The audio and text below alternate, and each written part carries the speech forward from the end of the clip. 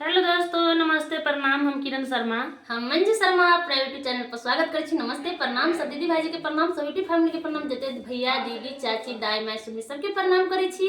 और हम दोनों देवरानी जेठानी जा रहल छी बहुत प्यारा सा बेटी विवाह गीत गाबा। अहाँ सब जरूर सुनब और जरूर कमेंट करब और प्यारा से देखै छी जरूर। किरण जी के तबियत खराब हो गेल छै, वीडियो नहीं बन पाबै छी। इनका देखै कते तबियत खराब छै। अब धीरे धीरे ठीक भ जाइए। हमरा तो मन रहे दवाई वाई चोरी से सब टाइम डाल दै छी। नहीं हम सब नहीं कर के है, धीरे धीरे ठीक हो जाते जल्दी जल्दी। लीले रंगा